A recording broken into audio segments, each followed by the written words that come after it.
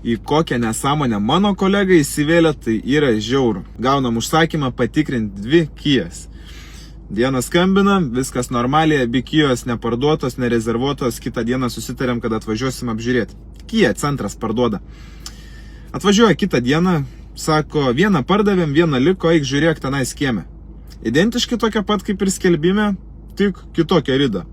Beveik per 100 000 didesnė. Ir tik vėliau pasižiūrėjo skydėlį, kai apėjo, kėbulą apžiūrėjo, ten saloną, variklio skyrių, užsikūrė, rida žymiai didesnė. Blemba, kaip čia taip, skelbime liktai buvo mažesnė žymiai. Įsijungė skelbimus, skelbimas ištrintas. Ateina aiškintis, sako, tai ten tai jau parduota, matyt, tokia yra, kokia yra, jeigu nori perki, nori nepirki. Normaliai.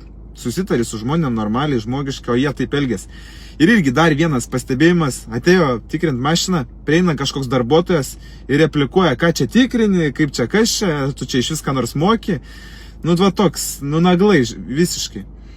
Tai liūdna, šaraškinų kontoras visiškai nemoka pardavinėti automobilių. Galimai tie automobiliai nei vienas, nei kitas nebuvo parduoti, o tiesiog kažkur ištrinti skelbimai ir paslėpti, nes išsigando, jog atvažiuoja tikrintai. Tai ką galiu pasakyti, liūdna. O šiaip, jeigu taip žiūrint, į visas tos autorizuotas atstovybės, nu didžioji dauguma ten šlamštas, iš ten visiškai neapsimoka pirkti. Vienetai autorizuotų atstovybių dirba pavyzdingai. Tikrai vienetai. Didžioji dauguma šaraškinų kontoros. O kokia jūsų patirtis su autorizuotom atstovybėm? Į komentarą. Arba tiesiog, jeigu pritarėt, laiką.